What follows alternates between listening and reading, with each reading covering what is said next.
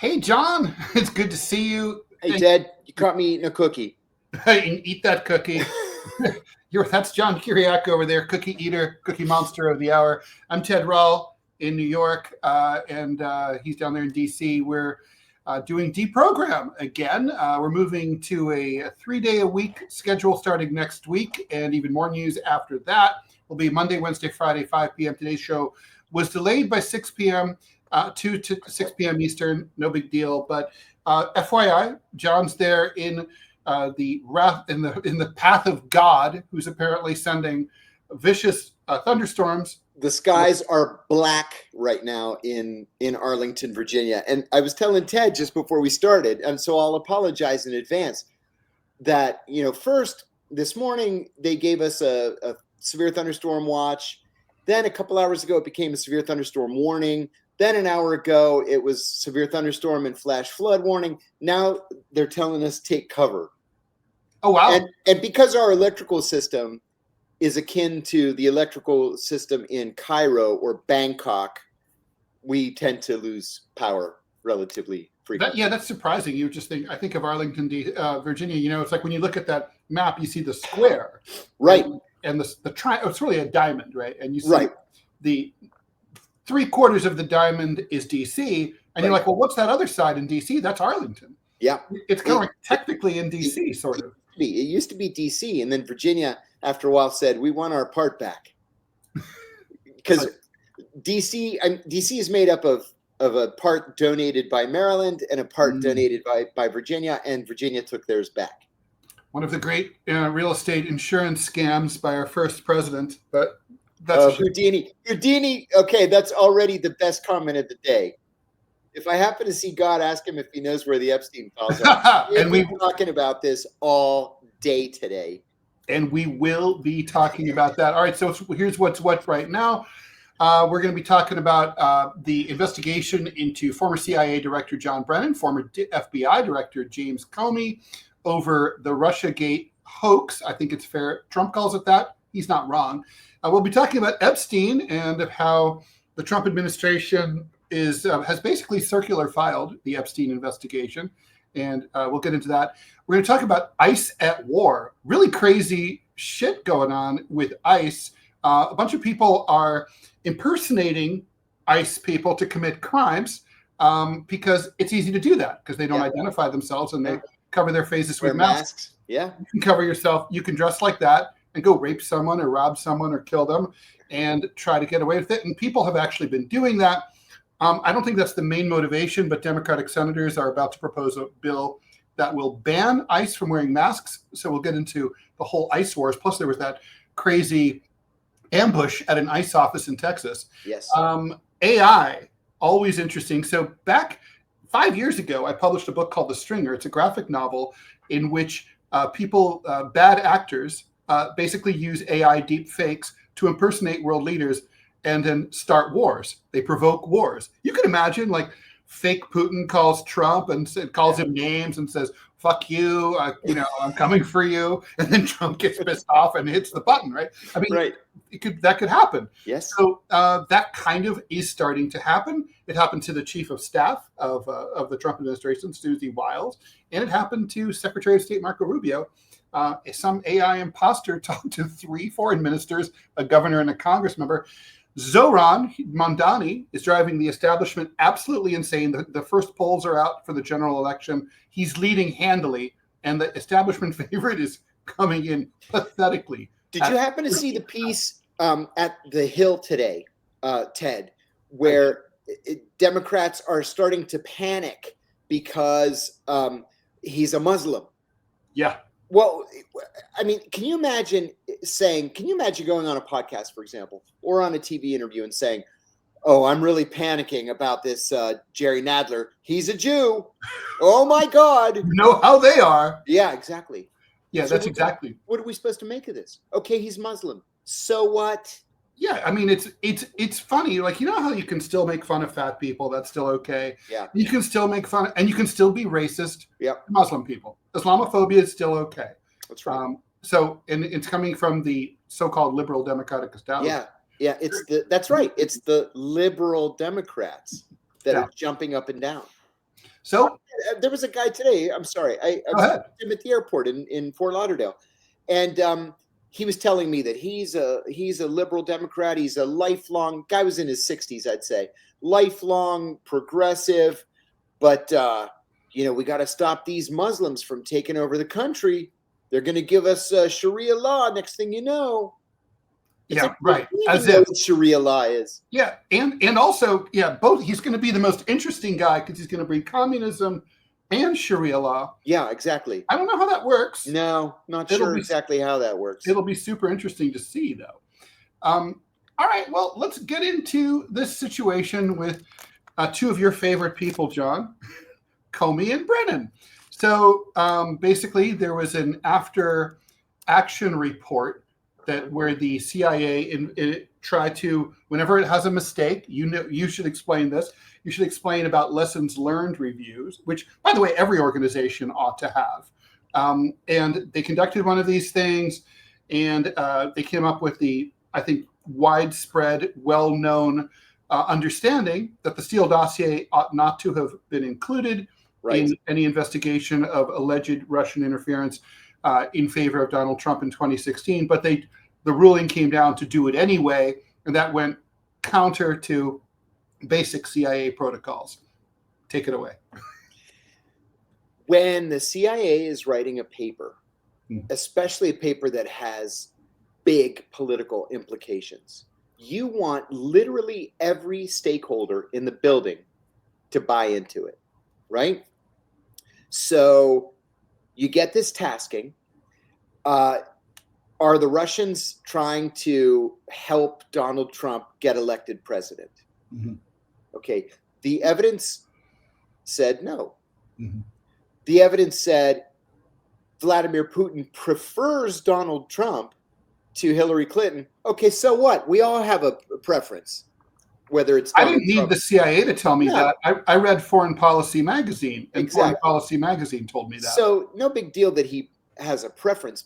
Were the Russians actively trying to help Donald Trump get elected? The answer was no. There was no evidence. But as the only CIA, thing there was, right, there was the IRA, the Internet Research Agency, that's right, which was a troll farm that basically a clickbait outfit. Brian Becker has stripped that down to its bare studs. We should talk about that. That's the only real evidence there was. Yeah. But it's a Russian company, but that doesn't make it the Russian government. And Lulu is right. The Israelis certainly were trying to get Donald Trump elected president. That's 100%. But there was no evidence that the Russians were. So the CIA analysts, imagine this: they're sitting around this table and they're debating the evidence point by point by point, and they've got the Steele Dossier, which says all kinds of crazy stuff that is utterly unprovable. So they come to this conclusion that this is like where the prostitute piss allegations, correct, stuff like that. Exactly. So they come to the conclusion that there is no evidence that this is happening. John Brennan says, "Yeah, there is. I'm convinced. So your analytic judgment is going to be." Steele himself, the author of the dossier, say this is just a compendium of rumors that was meant for opposition research. This is not. I have no confidence in any of this being true. I want to talk about that too, because that's very important here. So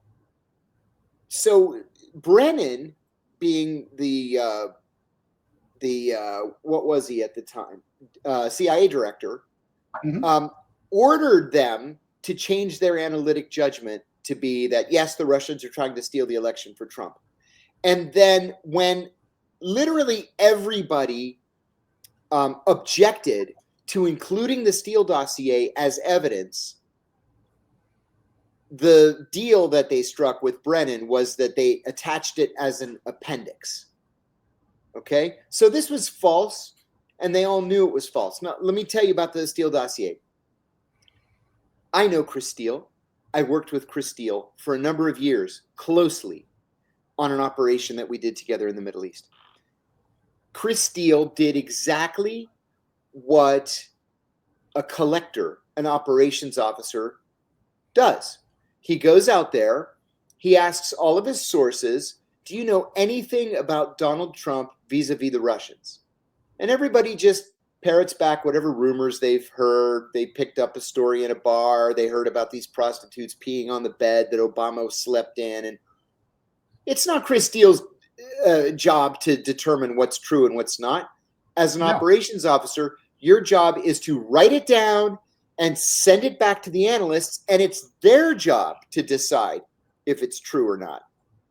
Mm-hmm. But because it was so explosive and it was so anti-Trump, Brennan just decided to embrace it as fact and run with it. And Comey ended up doing the same thing.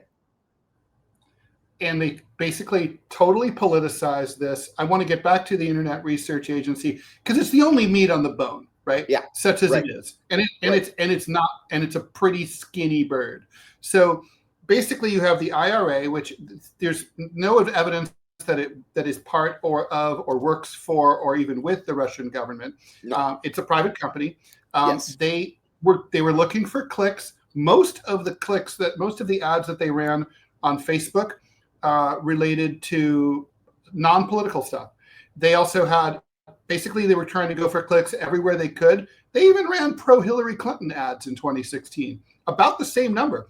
As far as we can tell, no more than $100,000 to $200,000 was spent on all of the ads, including the non-political and the Hillary Clinton ads. So probably we're talking about a few $1,000 maybe worth of ads in a $7 billion election, right? And $7 billion. 50% of the Russian money was spent after the election was over. Okay. And of the other 50%, half was spent in states that were solidly red or solidly blue. There was no attempt to swing the election. The attempt was to just piss people off, to create these memes, boost the memes, get people angry, make Democrats angry at Republicans, Republicans angry at Democrats. And it was peanuts. I spent more on Facebook to advertise my speaking tour than the IRA spent to allegedly, steal the American presidential election. Ridiculous. Right. So like basically this company, it was a drop in the drop of a bucket that could not have had any kind of substantive effect on the election. Yes. And it didn't. And whatever minute microscopic effect it had was done on behalf of the Kremlin. Yep. That's basically where we're at. Right. And there was no proof that it was done at the behest of the Kremlin. Ted, I think you look blurry to me too. I wonder if you're getting the storm. That could well be. I don't know. We'll see what happens. It comes and goes sometimes. This is a busy hour of the day. I think what happens is I live in a building. I think people are coming home, and I share that connection with them. It should resettle. If I have to reboot, maybe while you're saying something long-winded, I will do that. No worries. Okay, so anyway, that's all right. Everybody's seen my beautiful face. They don't need the high-res version. But okay, so now what's going on is that the current CIA director has made a criminal referral over to the FBI, asking the Department of Justice to launch a criminal investigation into these two men about their roles. John, what kind of charges theoretically could they face? Unfortunately, the only charge that they're being investigated on is contempt of Congress or making a false statement. So, those are felonies, or they can be. Making a false statement is a felony, but it's punishable by 0 to 6 months in jail, with 6 months being the maximum if you are a career criminal. Mm-hmm. So they're not going to go to prison, even if they are taken to trial and found guilty. But it would be a big deal. Oh, dude, it would. I don't mean to gloat, especially with what I've been through in my own life, but John Brennan ruined my life. And now he's getting a little taste of his own medicine. It was funny to me today because I followed this on all the networks this morning, and he's gone mute. So is Comey. And I don't know. I saw Mr. Brennan on MSNBC today. Today I missed it. Party, yeah, where he was basically he doubled down and said that he still remains confident that Russia, everything worked out the way he said. Good. Trying to interfere. John, do you have any qualms or problems with the fact? I mean, look, I know the answer. I know my answer to this. My answer is this is political and it's partisan. Totally. Doesn't mean that it's not right. Exactly. And then the New York Times, I'm sure you saw it too. I got a push notification from the New York Times. Let me think. I landed at like 4:30, so it was like 4:45. The New York Times is reporting that the Secret Service has been following Comey, and because he allegedly made that 8647 threat. But it's like, finally you guys get a little taste of your own medicine. Yeah. They're out there ruining people's lives, ruining families. And then they're like, oh my God, I can't believe they're going after me. I am such a patriot. This is all politically motivated. I mean, I think about like Brennan in relative to the Russia thing. I mean, it's so like I mean, we're out of work because of that. It's also just like completely thoughtless, uncaring. Like it's just like we can do whatever the hell we want, anything we want, and nothing bad's gonna happen. I mean, just think about that letter, right? That like tried to change the results of the election, where they signed that letter, right? The 50 former intelligence agency community people. I knew every single one of them. And they're all, it's all, I mean, it's all lawyered, right? Like it's written in such a way that it all has plausible deniability. They have reason to believe that the Russians may have all the hallmarks of. It bears all the hallmarks of a Russian disinformation plot. Yeah, they never said it was. You really DeProgram, right, is to point out these kind of like phrases that you will see in government when it's the media. They'll say it raises questions about. That's like their favorite phraseology. Raises questions. Well, not really. Maybe you're raising the question, but it doesn't raise any questions. Watch for the passive voice. Always. That's right. Always. That's exactly right. And every one of those signatories was a member of the Senior Intelligence Service under Brennan, or along with Brennan. Every one of them was a Democrat, and every one of them wants to be something bigger than he was at the CIA. So our regular viewer, Rid, asks, do you really think Pam Bondi, not Blondie, has what it takes to punish Brennan? Not necessarily, but I think it doesn't really matter in this case because, well, look, because I'm deep in the pardon process, I'm sort of liaising with a lot of very high-level Republicans that I otherwise wouldn't ever have access to. And everybody says Pam Bondi is a complete sweetheart, nicest woman you'd ever want to meet, and completely in over her head as Attorney General.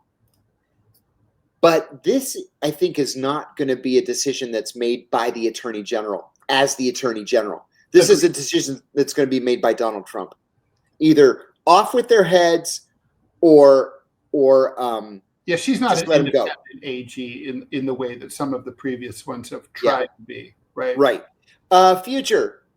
Yes, actually, I just spoke there in, I'm going to say, October of last year. So yes, I'm happy to come back to GW anytime. GW being George Washington University. George Washington University. Got both of my degrees there. Hey, I got an offer today, not an offer, a request to debate at the Oxford Union. Ooh, that's exciting. I'm so excited. You should be. I got to debate one time at the Yale Political Union, and I thought that was awesome. It was about the Iraq War. That's going to be better. This one, it's a letter from the president of Oxford, and let me open it right now. Here it is. The topic is, this House believes that 9/11 was weaponized to expand the American empire. Yes or no? Duh. So great, right? I mean, it was, yeah. That I would can't wait. I can't wait. And they gave me 1, 2, 3, 4, 5, 6, 7, 8 dates to choose from. wow. Awesome. Can't Well, wait. Does it pay? I have to ask. They don't mention pay. Mm. Please let us know. It would be a pleasure and privilege to host you. Please do not hesitate to contact me with any questions. Okay. But it says, we have had as speakers the Dalai Lama, President Reagan, President Nixon, Her Late Majesty Queen Elizabeth II, Morgan Freeman, Shakira, and Malala Yousafzai. So I'm going to say yes. Well, yeah, I would say I've heard of those people. Yeah. Why not? So John, comment here from Spatsy. So to be honest, it seems hard to believe that the Russians wouldn't try to somehow influence the election. Moreover, the 2020 Senate Intelligence Committee report was fairly bipartisan. Why would it seem hard? I think actually it would be Putin is a very, very methodical and careful person. He's very conservative. And I don't, small c conservative as well as capital C conservative. I don't see him taking a chance like that. I mean, that's really, sticking your dick way into the glory hole, right? I mean, you really don't know what's on the other side. That's awesome. It just doesn't seem like a good idea. Yeah. I mean, you don't know. I mean, like, what if you got caught and then it's then what? It's cause for World War III. I was just going to say, it's an act of war. Yeah. If you try to do that, it's an act. Never mind, the United States has done it dozens of times. Sure. And we know that because they've declassified most of the documents. But seriously, it's an act of war. If the Russians were trying to actually steal the election for one candidate over another, you can't do that. No, not to mention if you lose, that other candidate is your sworn mortal enemy and will fuck you so hard.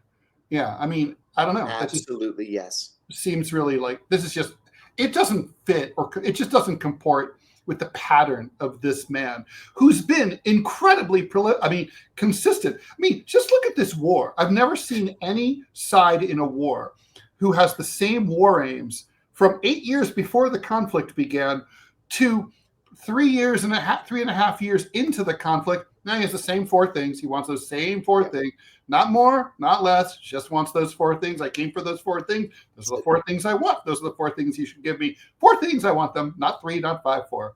That's him. That's it. Yeah. I've read that Menachem Begin used to be the same way.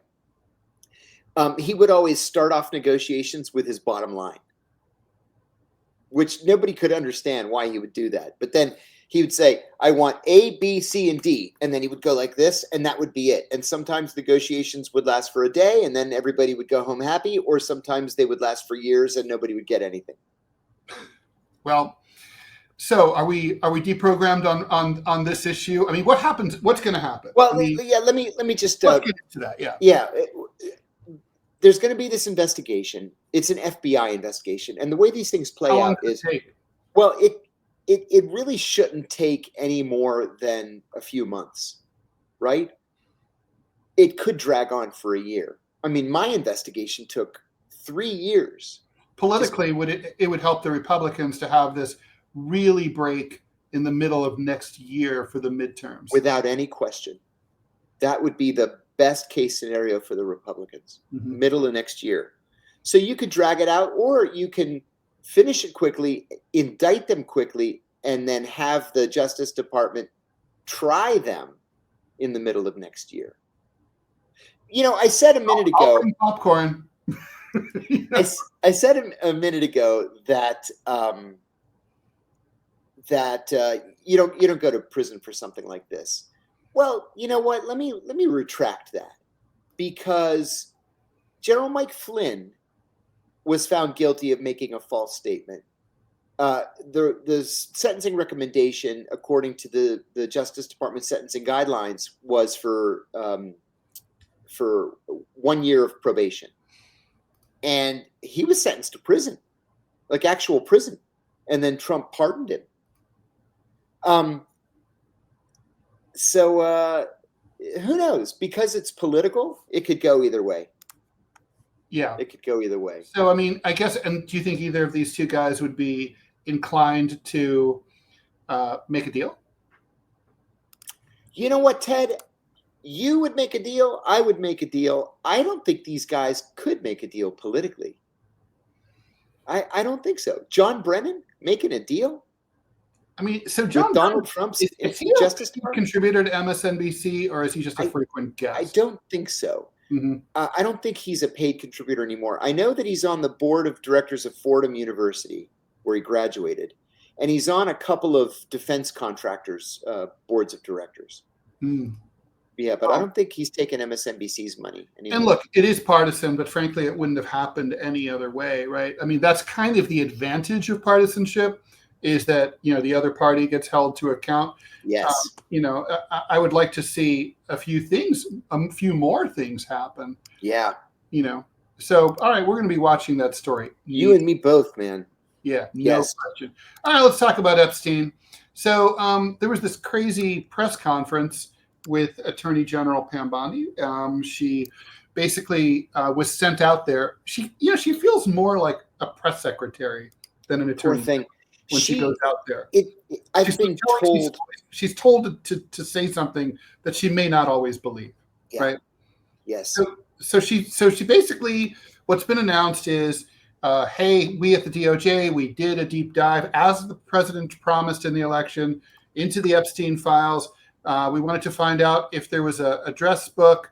Bondi said when under oath, right? Like, in Congress, oh, it's on my desk. Yeah, right. Those were literally her words. Yep. It's on my desk.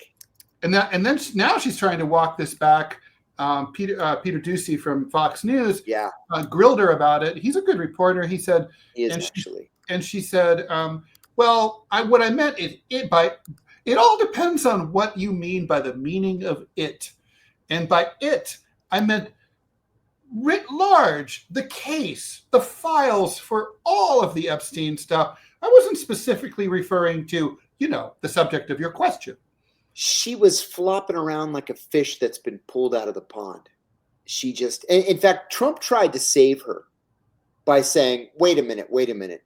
Are you still asking questions about this non-story, about this creep who's not even alive anymore? I wouldn't answer it. If you want to answer the question, you go ahead and answer it. Right. And then she's like, yeah, I'll answer it. It's like, lady, that was your out. He didn't want you to answer it. Right. So she couldn't follow the cue. She couldn't read the one person in the room she really needed to read. Yeah, that was it. So let's like walk this through, right? So yes. So Epstein's sentenced for child trafficking. Ghislaine Maxwell, his familiar, like a vampire, takes the fall. Yes. As the procurer. 20 years. It's understood that Epstein was not the only person who partook of these underaged and other women, mostly many underaged girls, I should say. And there were flights, the so-called Lolita Express, many of them dozens, lots of famous people involved. There were sordid parties at his townhouse on the Upper East Side of Manhattan. So many other men were involved. There's, according to the AG herself, there is video of men having sex with underage women that is being held.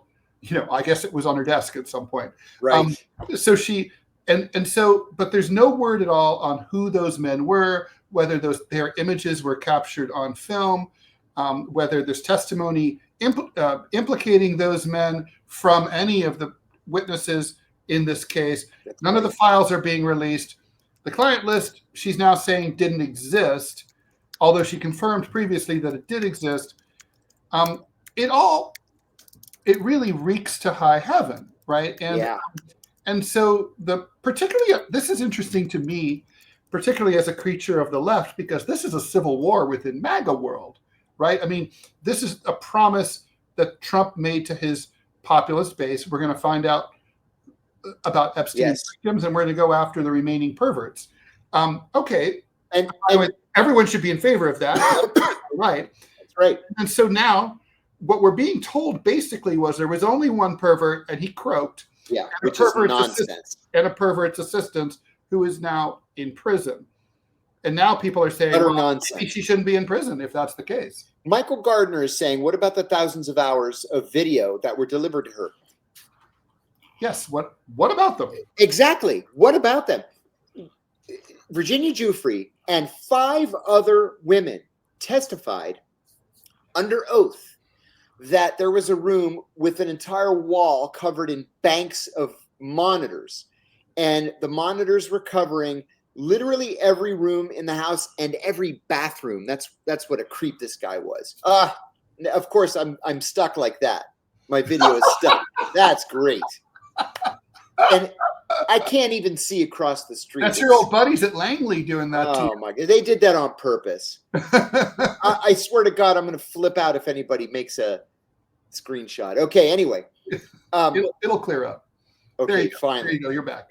So they testified that there were guards. There's this huge staff at the island of men just monitoring all of these rooms and taping all of these tapes. There were apparently hundreds and hundreds of tapes. So who were the men? Who were the Johns?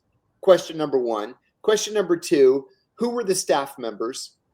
Why weren't any of those people prosecuted, and where are the tapes? So, on the one hand, the MAGA people want to hear, well, maybe it wasn't as bad as everybody thought it was, and we overreacted, and the tapes really don't exist, and maybe somebody destroyed them. I said on Fox a couple nights ago, it's possible that they were destroyed. That's what the CIA does. The CIA destroys stuff all the time. Like the torture video. Like the torture videos, like the MK Ultra documents. Just destroy it after being told not to. And Nick Otto, that's kind of my position, is that we don't have the videos because the Israelis have the videos. And we don't have J-Rock, we don't have any idea where his money came from, unless he was the gay lover of Les Wexner. No one knows. Yeah, no one knows where the money came from. It certainly wasn't from his business. He never worked really. Yeah. So the whole thing's fishy. And the thing is, look, let's just say for the sake, here's how I game it out. Here's how I know that the Trump people are covering something up. It's a lie because there's a way if let's assume they're telling the truth. Yeah. Let's say it's you and me. We dig into it and we're like, holy shit, it's just not true. Yeah. Well, they could bring in a friendly journalist. They could say, hey, Peter Ducey, come here. We're going to give you access, put you in a room. You can look at all the files. Exactly. And you will sign an agreement that you're not going to reveal certain things, but we want you to come in and say basically broad strokes, confirm or deny what we're saying. Yes. So they could bring in someone from Fox, someone from the Wall Street Journal editorial page, someone from the New York Post, someone from Trump World, someone from, OAN, anyone, but bring in someone you trust. It would probably be better, honestly, to bring in a panel of journalists to go in there and just show that they said they're going to be transparent. Yeah. That's what transparency looks like. And it ain't happening. Yeah. I have to agree. So every part of this stinks. None of this whole thing makes any sense. And the most important people in the world who have been identified as having gone to that island would be the ones to ensure that the right people got paid off and that none of this information saw the light of day. Hey, Tiny Dancer, when you compare how they came for P. Diddy, it's hard to imagine the feds have no black book. Interestingly enough, the black book went up for auction at Alexander Auctions of Maryland. The the reserve price was $75,000. The estimate was $75,000 to $100,000, and it didn't make the minimum. So it didn't sell, and it went back to the owner, whoever the owner happens to be. But why isn't that black book in the hands of the FBI doing their investigation rather than being up for sale at some auction? Well, I mean, that's a good question, right? Oh my God. I mean, this thing is purposely grabbing the most hideous shots at me. You know who used to do that? Like liberal photographers used to love to do that to Nixon. And then they would publish like things that you'd be like, you know, but that's right. That's not how you obscure the truth. They loved doing that. So, I mean, I think for people, there's a lot of people who are not, especially who follow, more liberal media or more like the New York Times, who aren't really familiar with the theory that basically the Mossad used Epstein worked with the Mossad, basically conducting a massive wholesale honeypot operation in order to compromise famous people who would then basically do what they're told in order to have their predilections for 16-year-old girls not exposed, right? Can you sort of walk through what that theory is and how credible you think it is? It's hard to say because there are so many different perspectives and so few statements that have actually been made on the record. What we have is allegations that, I mean, we know some of the names. We know Bill Clinton, Bill Gates, Prince Andrew, Alan Dershowitz, people of that ilk, of that level, who were invited. Prince Andrew has a direct one-on-one accuser who that's right. Who recently ended her own life. That's right. Virginia Giuffre. That's such a tragic and horrible. Yeah, she took her own life.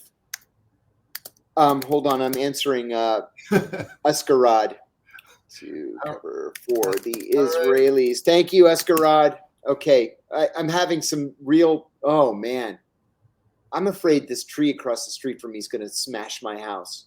Is it coming down hard right now? Yeah, and it's wind and lightning. Like you could read a book by the lightning. There's so much of it. Wow. So anyway, there are so many, not just important people, but the world's most important people that are in this book. And some of them have a legit explanation. For example, there were allegations that Bobby Kennedy Jr. was on the Lolita Express. And he came out and he said, yes, I was on the Lolita Express because my wife happened to be at a dinner party where Epstein was, and she mentioned that they were going to Palm Beach for Easter, and he said, well, I'm going to my island. Why don't you come on my plane, and I'll drop you guys off in Palm Beach, and that's what they did. So RFK Jr.'s on the manifest. He said he never went to the island. He got off in Palm Beach, and that's the end of the story.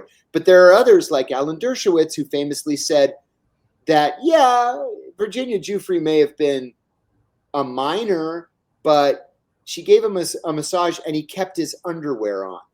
It's like, seriously, dude, you are professor emeritus of law at Harvard University, and that's your defense, that you kept your underwear on. You're 86 years old, and a 16-year-old gave you a massage, but you kept your underwear on.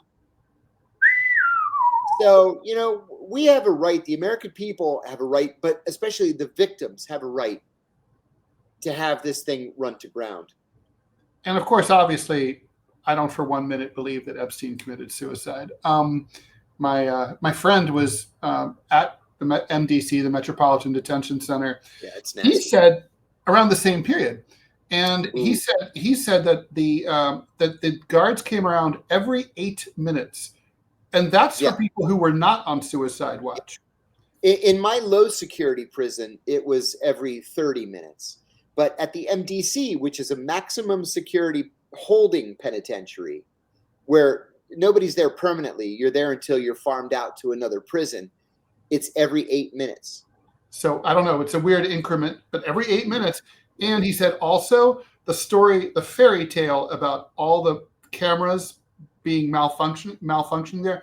He's like, you would never have more than one camera malfunction for just a few minutes because the corrections officers want those cameras operational in case something happens to them and they're assaulted. It was very different where I was. None of the cameras worked. And I told a story today. I was on this podcast this morning. Sorry. Yeah, this is a heck of a storm. It's ridiculous. So I'm sorry if you're losing. Yeah, it's. It looks like we lost Ted. Oh my God. Okay. So anyway, when I was in prison, I worked in the chapel. You're back. Okay. Yeah, we thought we were going to lose you. When I was in prison, I worked in the chapel. I was a janitor. And the backstory to that is I went to wow. Oh, I heard that. Oh, man. I went to the unit manager. As soon as I arrived, I said, look, I have a bachelor's degree in Middle Eastern studies. I have a master's degree in legislative affairs. I did my PhD casework in international affairs. I'm happy to teach a class or even teach a GED class if you want me to. And the guy gets right in my face. He says, Kiriakou, if I want you to teach a fucking class, I'll ask you to teach a fucking class. Now grab a broom. You're a janitor in the chapel. And I made 16 cents an hour there. But the reason I'm telling you this is that every time I would go in to sweep the chapel, guys would be having sex in there. And the reason they were having sex in there is because the cameras never worked. Just like the stairwell going down to the mailroom, people are constantly busting loins down there because the cameras didn't work. And the hallway to the laundry, constantly, because the cameras didn't work. Different culture at MDC. Yeah, I guess. And apparently, and he was on suicide watch. Apparently, he was supposed to be checked more often. And supposedly he was alone for what, 6.5 hours? And they shut the little eye hole thing, which they weren't supposed to do. They were supposed to keep it early or keep it open. Now, also, he was supposed to have a cellmate. Yes. Just to make sure he didn't commit suicide. And they put him in with a fucking serial killer who just kind of sat there as he, died. Did his roommate kill him? That was one of the accusations. And to tell you the truth, we just probably will never know because there was no camera inside the cell. Now, at my prison... And yes, the MDC is where Luigi Mangione is. Yeah, he is. And by the way, I wrote to him and asked him to let me come and see him for an interview, but never heard back. Fantastic. Oh, keep writing. Keep writing. Oh, sorry, Lulu. I've said some bad words that. Okay, 6 months. That should be okay. All right. So the 6-month-old doesn't know. So, no. Yeah, it's fine. But what was I going to say? Oh, and P. Diddy's at the MDC Brooklyn too. That's right. But anyway, it was Sam Bankman-Fried. Right? Oh, I know what I was going to say. And so was Sam Bankman-Fried. Apparently, he's friends with Diddy. When you either attempt suicide or talk about attempting suicide, they immediately whisk you. Jeez, oh man, they whisk you. I hear that. That's impressive. It's bad. I'm just afraid this tree's going to smash my house. So they take you your chance to get the insurance company to pay for it. They take you to this cubicle. So it's glass on 3 sides. You are stripped naked, and they give you a paper smock just to cover yourself with. And then they hire a prisoner, $5 for an 8-hour shift. I'm sorry, $5 for a 4-hour shift, and you just sit there and you stare at the guy for 4 hours, and then you're replaced. Huh. And they do this 24 hours a day until you're just not suicidal anymore. That's what they're supposed to do. Wow. You 24/7 eyes on so that you don't kill yourself. You mean not 6.5 hours left alone? No, not 6.5 hours left alone with no working cameras, a full minute dropping out of the It's video. also not like he was a high-profile prisoner, right? I mean, who's paying attention to him? Right. I mean, it's not like the media cared. I heard the most interesting thing the other day. I heard that R. Kelly was doing mock parole interviews with Sirhan to help him get out. That they're friends. R. Kelly and Sirhan. That's so awesome. We have the strangest system here, man. We really do. All right, let's move on here because we've spent almost the whole show. Oh my God, we have. Sorry. Topics. That's all right. All right, so the Democrat. Wow, are you all right? Yeah, it made a snapping sound in my headphones. Wow. Yeah, this is a really bad storm. Holy shit. All right. Well, hopefully it's not a snuff film here that we're making. So the Democrats have two senators are about to propose a law that would make it against the law for ICE agents to dress the way they have been. Yeah. They would have to present ID. They'd have to basically dress they'd have to be like cops. They'd have to have a badge with their name on it. They'd have to show their faces, and so on. Basically, this is, I think, aside from the fact that it is an act of terror for ICE officers to be going through neighborhoods like they did Totally agree. in Los Angeles, dressed like goons, frankly, it's for the ICE agents' own personal safety. Because, honestly, if you are abducted off the street by people who you can't identify as government agencies, you can legally use deadly force to defend yourself.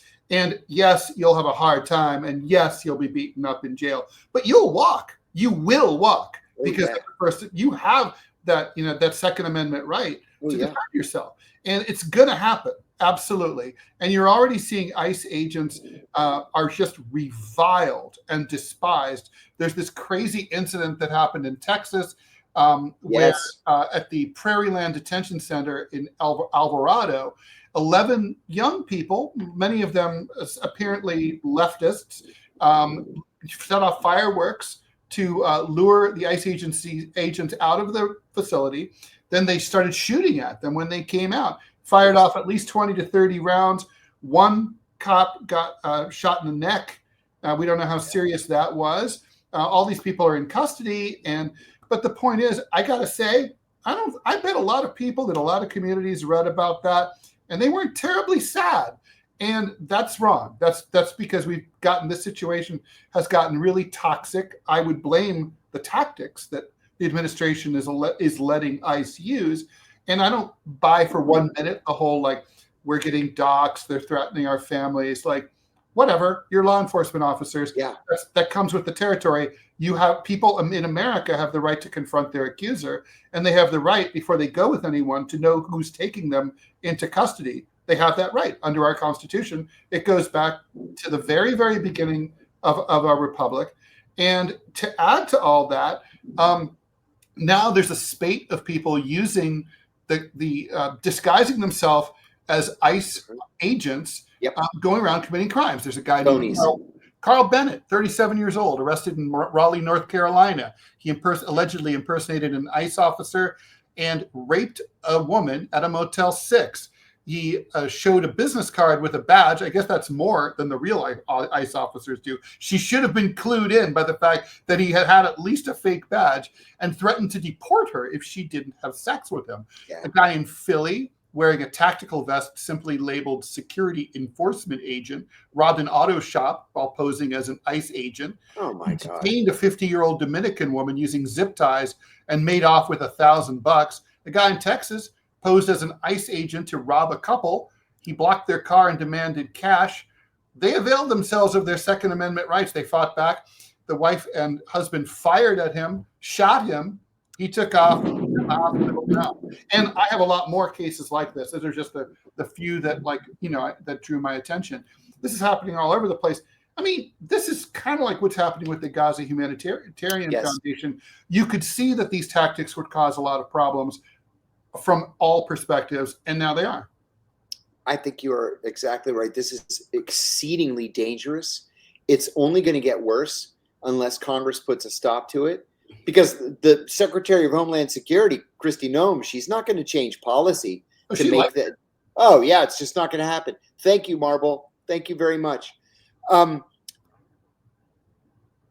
In California, Gavin Newsom has been focused on this over at least the last week, and that's a good thing. But he doesn't have the federal authority to force ICE to wear identifying insignias or badges or to force them to take their masks off. This has to come from the administration. It has to, and it's not.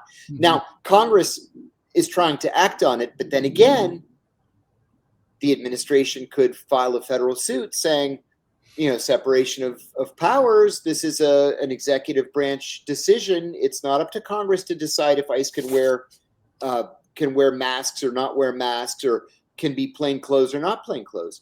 Now, we all know right from wrong here on this issue. Yeah. The question is anybody going to do the right thing? Apparently not. I mean, not unless they're forced to. Here in New York State, we have a law that says that police officers have to identify themselves. They can't wear masks. They have to show. They used to before a police riot, they would cover their badges with their badge numbers with a strip of a black band. That's right. Before they went crazy. That's right. And then that law passed, and they can't do that. They have to show their badges. And it doesn't help also that the kind of gear that the ICE agents wear, it's all like a hodgepodge of stuff that they seem to have picked up at the police surplus outlet. It's not all the same. It's like some of it just says like special officer or police. Yes, or exactly. Agent. I mean, I could buy that stuff on eBay right now. So could you. Anyone could. It doesn't prove anything. And so it's kind of like if you have every right to run away from or resist someone who you don't know who they are. You know what, Ted? On January 6th, early in the morning, I went to meet my friend and lawyer, Bruce Fine. His office is on Capitol Hill. It's just 2 blocks from the Senate. So, of course, it was an armed camp. I couldn't get anywhere near. I had to park my car literally half a mile away, and walk to Bruce's office. Bruce just happens to be across the street from the Bureau of Alcohol, Tobacco, and Firearms. And so when I walked up there were a dozen guys all taking their shirts off. And the shirts that they were taking off were all Bureau of Prisons shirts. And they were putting on unmarked polo shirts. And I heard one of them say, "Now remember, we don't have to tell anybody who we are." And I stopped and I looked like, "Oh, you fascist bastards." And I went in, I mentioned it to Bruce, and he said, "It's going to be a hell of a day. We should probably get out of here." That was very good lawyerly advice. Yeah. So, I mean, am I too naive, John, in hoping that possibly we might be able to see some bipartisanship here, that some Republicans might cross the aisle for not because they care about the kind of imagery that we just saw in LA at MacArthur Park, but because they don't want ICE agents to be killed, which they're going to be. 100% they're going to be, and this is for their own good. Do you think, could you see some Republicans joining Democrats in supporting this legislation? Yes, I would have said no 2 weeks ago, but today I would say yes. This is one of those things that is going to command bipartisanship, because the truth of the matter, Ted, is Republicans aren't going to be in power forever. So what happens when the Democrats are running ICE and going after, Republican favorites? Or maybe it's not ICE. Maybe it's the FBI, or it's the ATF, or one of those other bad 3-letter agencies. So this is something I would expect to see bipartisanship on. Interesting. All right. Well, I hope we're there. What do you make of the 11? I mean, I have to get into this. I mean, these 11 young people who attacked the ICE station. I mean, that seems like a French resistance operation. We don't really see that kind Ted, of thing in the United States. It's like these Canadian soldiers that were arrested this morning plotting to overthrow the Canadian government and to carve out a piece of Quebec and make their own country. Right. Yeah. What the heck is going on, people? Things are really coming apart at the seams here, right? Seriously, this bothered me, and this is exactly what progressives ought to fear. It's one thing to oppose something like Cop City outside Atlanta, right? That's God's work as far as I'm concerned.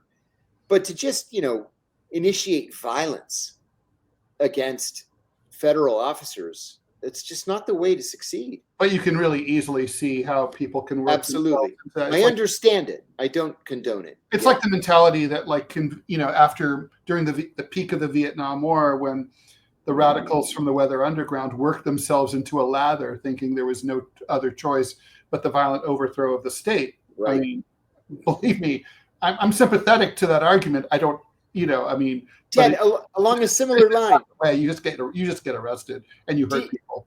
Did you happen to catch this news today that it was Republicans that killed their own idea to sell off federal lands for development? No.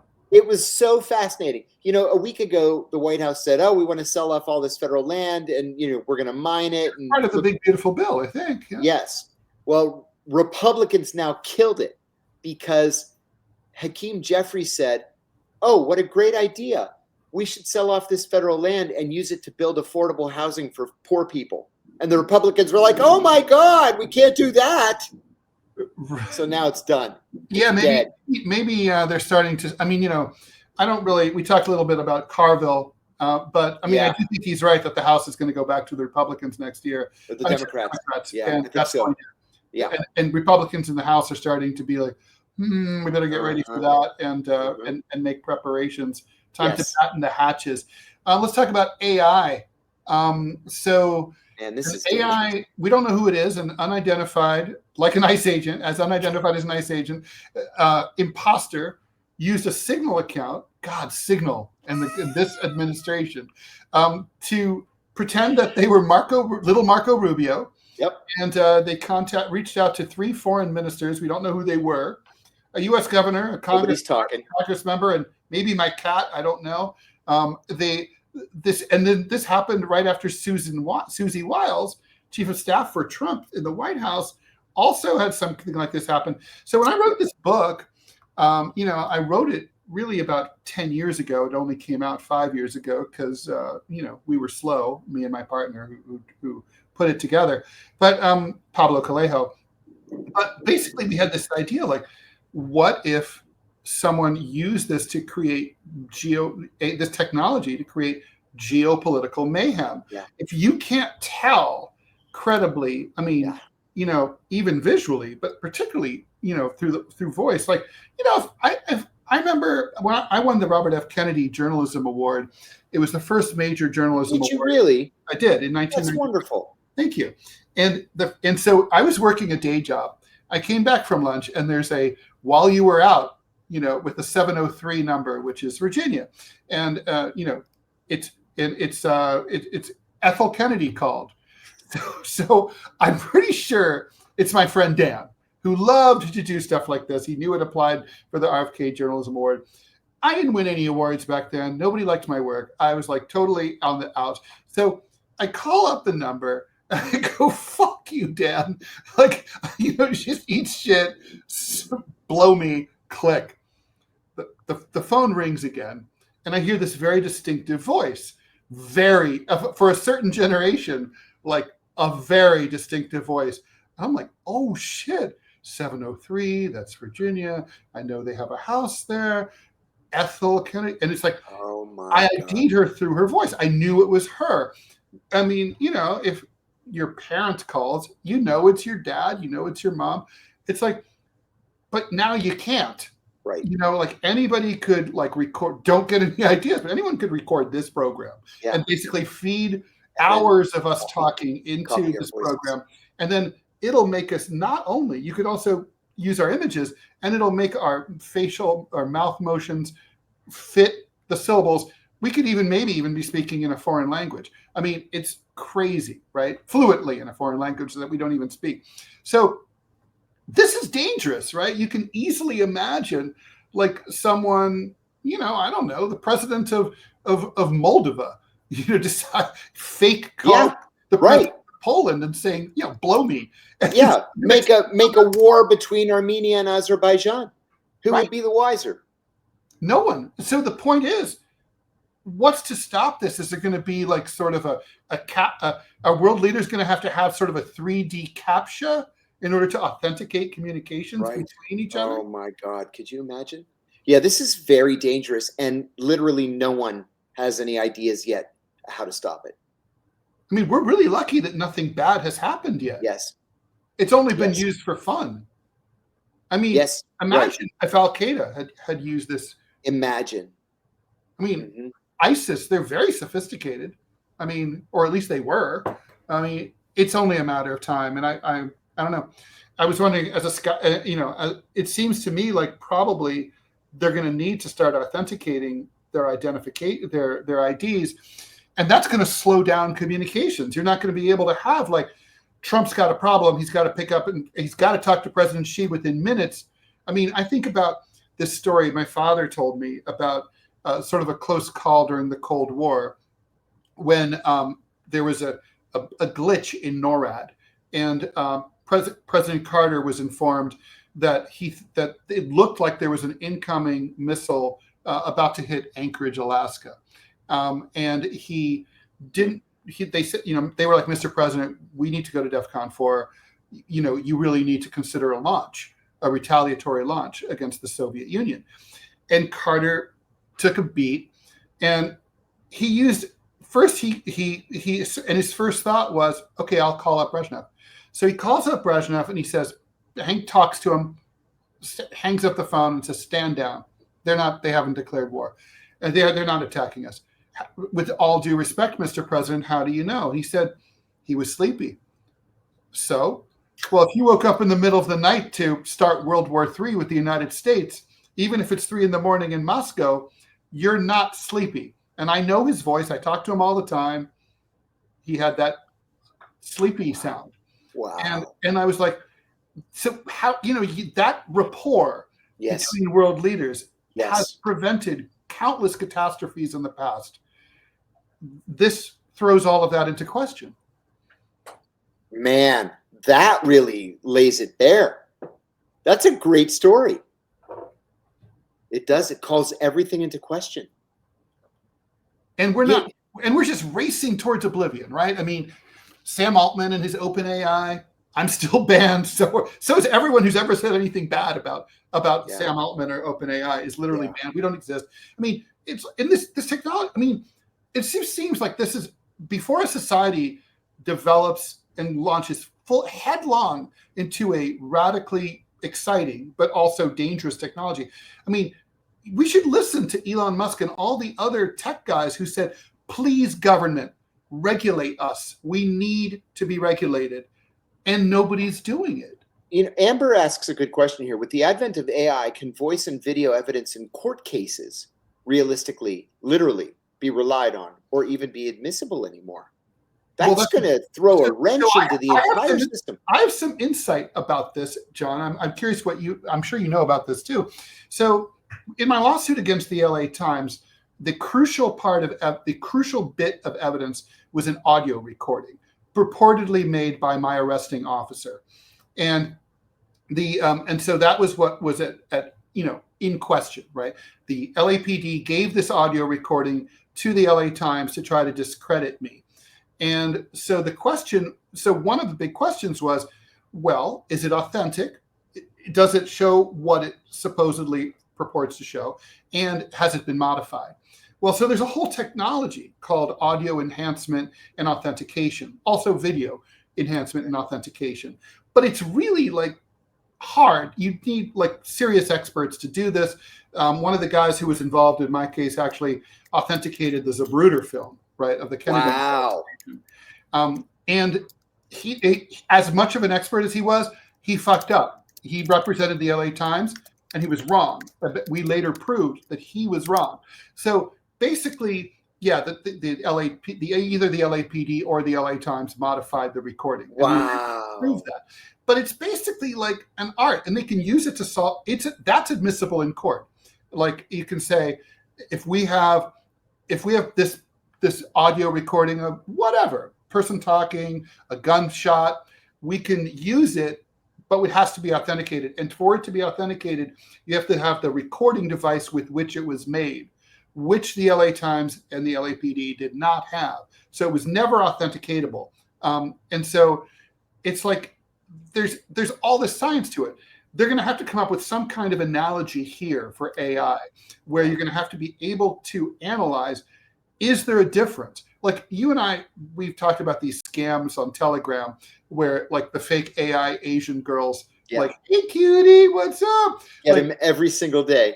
Now, you and I, we all know that AI look, right? There's an AI kind of a fuzzy. They all look exactly the same. They're all climbing out of swimming pools. And they're all kind of airbrushed and low res, but they're getting better all the time. And we're going to get to a point where no one, including an expert, can tell the difference. Yes.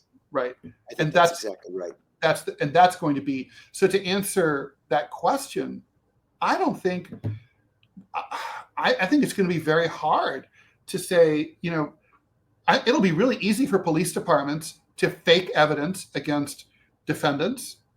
You know, and like it'll be very easy for them to modify body camera footage that shows them abusing a suspect and show it show them being assaulted instead. Yeah.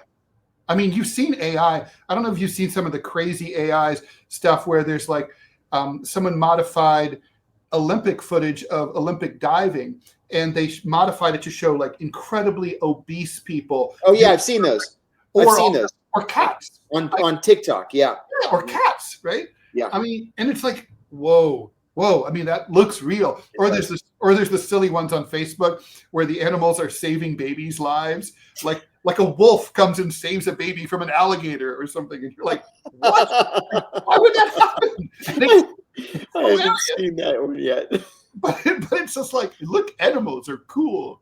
But, oh my God. But it's like it's getting so we're past the uncanny valley. We're right into 97, 99 and 44 100% real.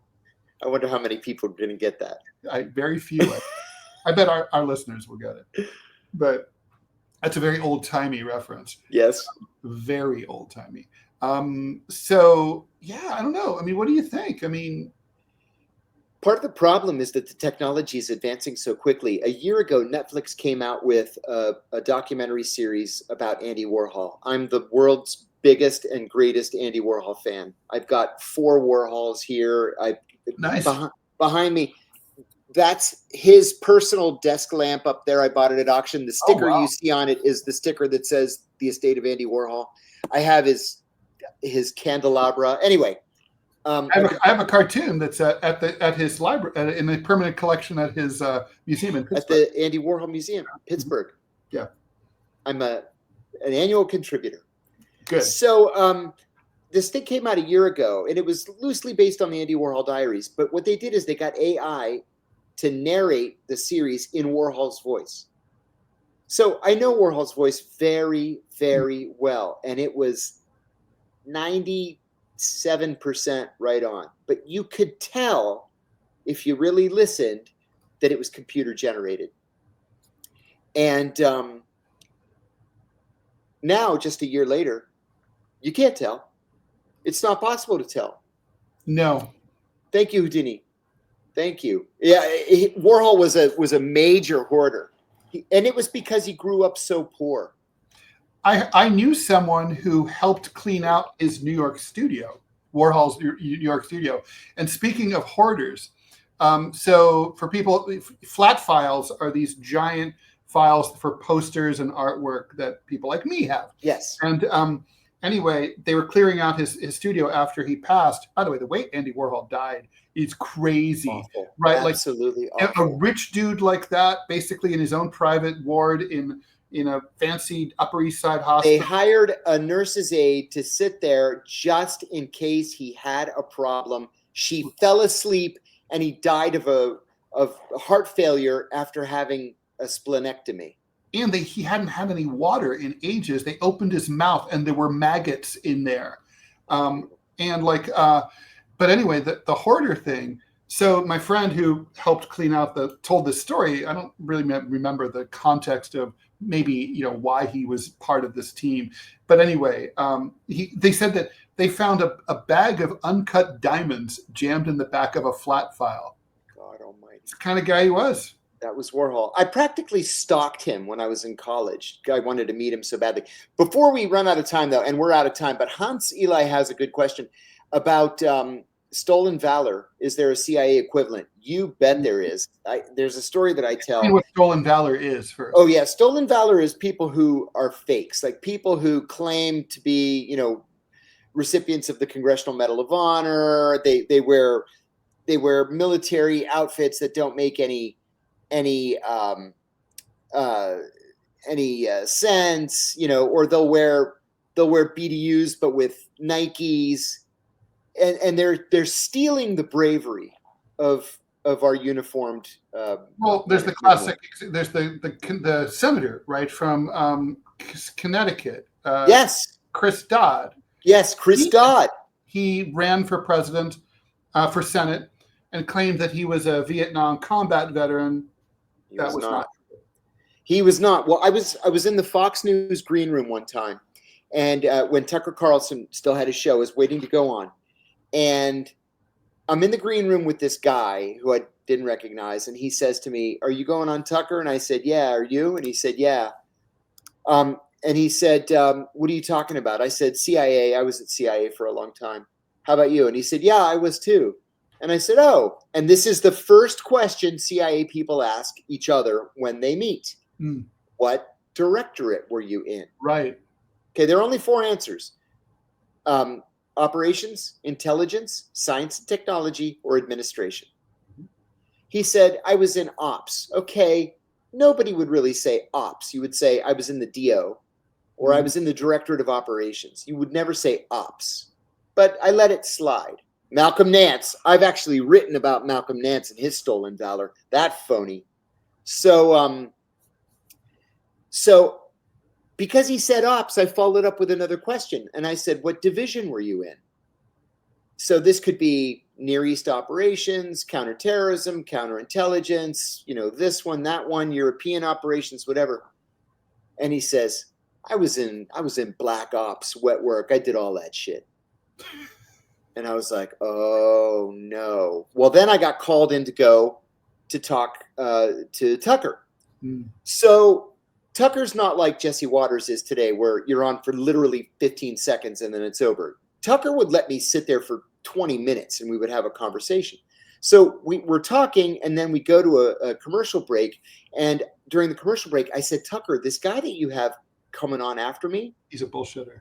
I said, "I think he's faking it." He said, "What? Why? How?" And I said, "He doesn't know the lingo. I think he's just bullshitting it." He's like, "Okay, thanks for telling me." Well, I kind of forgot about it. And then 6 months later, he's in the Washington Post. He's been arrested and charged with, of all things, mortgage fraud.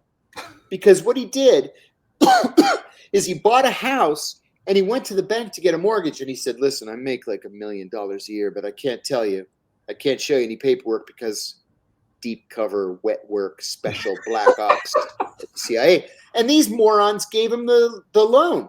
And I've known some bankers like that. Yeah. He couldn't make the loan, and then they did an investigation. The CIA never heard of this guy, and so he ended up getting 5 years. But so that's a long way of saying, yes, there is stolen valor among CIA people too. Yeah. Well, I mean, I guess it would make perfect sense. Who was that guy? The dinner, the cups of tea guy in Afghanistan. Do you know who I'm talking about? The guy who was claimed to be building schools in Afghanistan. Yes. And now I remember, so he claimed to have spent, he was like, "I'm always in Afghanistan." Now, So what? And I'm like, okay, so I've been there 4 times. I've spent a total of about three months of my life there. I'm not an expert, but I've been there. and I, been around. Not Right. been, haven't. There's entire provinces I've never been to, Right. like Helmand. Wish I would like to. Never made I've it. been to Helmand. It's grim. Oh, it looks bleak. Yeah. And I helicoptered into Lashkar-Gah and then helicoptered out as fast as I could. when you say an Afghan province is bleak, that's Woo! bleak. So yeah, anyway, by Afghan standards. So I remember reading this guy's interviews all the time, and I was really jealous of his bestseller status. And I was always like, this doesn't ring true, right? Like it's just he called. It's like he called things the wrong things. Yeah. He didn't seem to know, like, what a Hazara was. He didn't seem to. What? He didn't see. You know what I mean? He's just like didn't. It just didn't click. And then, sure enough, he was exposed. It was all bullshit. He'd made up the whole thing. And there's a lot of people like that in journalism. Really? Well, my favorite. I have a lot of stories like that to tell. There was I knew a guy who worked at Travel and Leisure, and so he gave me a comp to the magazine. Anyway, I'm reading the magazine and there's a review in there about the new train between Mashhad, Iran, and Ashgabat, Turkmenistan. Now, there could theoretically be a train there, but there isn't one there. Right. There have been plans on the drawing board for decades, but they've never even started construction. And so, but the article describes the lace curtains on the windows, the tea service, the whole thing. And I called my friend. I'm like, this is bullshit. Like, and it's like, he's like, how do you know? And I'm like, well, I've been to Ashgabat. I've been to Mashhad. There's no fucking train. I wish there were, because I would have taken it. And it's like, it would have been much more convenient than going over land the way I did. But I mean, trains go over land, but you know what I mean. And so, anyway, the point is that there's stories like that all the time. I could go another hour, but rather than do that, we can do that another time. Yeah. Let's talk about Zoron Mandani. Zoron Mandani, new polls are out. The general election is coming out. It wasn't certain how he was going to do. It's like he's going wild. He's pulling further ahead than he was. Here's where we're at. I got to Google that right now. I want to see those numbers. 35%. Wow. Cuomo, 25%. You would think that he'd be last. Wow, Sliwa, 14%. Oh, wow. That's actually respectable. Adams, the establishment favorite for corporate Democrats and Republicans alike, 11. God. 11. Oh, my God, 11%. Okay, so let me ask you then. If Cuomo does end up dropping out of the race, I mean, even that's not enough for Adams to catch Mandani. No. Wow. I mean, well, here's the thing. I think, honestly, if I look at this as a cold-blooded anti-Mandani operative, I'm saying Cuomo is my only hope. Yeah. I've got to get Adams. So Adams has to drop out. Yeah. I would agree. Get me there. And it's still, no, you're right. It still doesn't get you there. So Adams would have to drop out, and literally every single Adams voter would have to go with Cuomo. Yes. That's not going to happen. No, it's and not. Even if you combine Adams and Sliwa, you're still 10 percentage points short. No, and I don't think Adams voters are the same as Sliwa voters. No, they're not. So, I mean, so this, to me, this is like, if I'm Sliwa, I'm laughing because I'm doing a lot better than I was. And, of course, so the corporate establishment is freaking out. No major Democrat who's not a Democratic socialist like Bernie or AOC has endorsed Mamdani, with the only exception of New York Congressman, what's his name? The fat one. It'll come to me. Anyway. The fat one, Nadler. Nadler, Gerald. Yeah, Nadler. Jerry Nadler. He's quite portly. Yes. Yeah, he's thinner than he used to be, though. But anyway, so I want to give people credit for their weight loss regimen and for their Mamdani endorsement. But anyway, I'm dying of laughter today. There's a lot of Schadenfreude at how the establishment is freaking out. Are they going to come to Jesus and just endorse him and just be done with it, or are they just acting like fools? They better endorse him if they want to keep their party together. Because I mean, look at Barack Obama. in the most recent presidential election, going to Philadelphia and yelling at black men, saying, "You better get out there and vote for her." Yeah. Okay, but now there's a Muslim, and Barack Obama is completely silent. So what's that? It's okay for you and your right wingers in the Democratic Party, but then a left winger actually wins a nomination, and you're nowhere to be found. I agree with Nick. I think that they won't. I don't think they will either. I think that they won't, and they're just going to hope that they can run somebody against him in 4 years. They would rather. So then they're going to end up with the worst possible scenario, which is they're going to have the liberal progressive wing of the Democratic Party, I should say the progressive wing of the Democratic Party, are going to be alienated deeply, because this is by far the most, he will be the most powerful elected Democratic socialist in U.S. history. Yes. And he will control a massive budget of billions of dollars a year, hundreds of billions of dollars. Bigger than most countries. Yes. He's going, and he'll owe He's 33 years old. And when Hakeem Jeffrey calls, he doesn't really have to take the call if he doesn't feel like it. He's like, I'm scratching my butt right now. Oh, I'm doing Muslim shit right now. I'm busy. That's right. I'm doing Sharia shit. Exactly. So he doesn't. And then also at the same time, the corporate Democrats, if he fails, he can say, well, it's not my fault. I didn't get the support from my party. So, you know what I mean? It's a bad move for them no matter what. Yeah, I agree with you. They're in a real pickle, and I think they're going to shoot themselves in the foot. Well, that's where we are. All right. Are we deprogrammed? I'm deprogrammed. I'm deprogrammed too. And you survived are the thunderstorms gone? Yeah, they're gone. They're gone, and the tree didn't fall down, so I survived. I can see clearly now. All right. We will be, are we doing Friday? Or not? This Friday? We can. All right. Friday, 5 p.m. Friday, Awesome. 5 p.m. Eastern time. It will be back. Thank you, everyone. Please like, follow, and share the show. We know you're out there. 191 people watching on YouTube alone. So that's not counting you Rumblers. We love you too. Anyway, thanks for watching. Thanks, everybody. See you Friday. Thank you.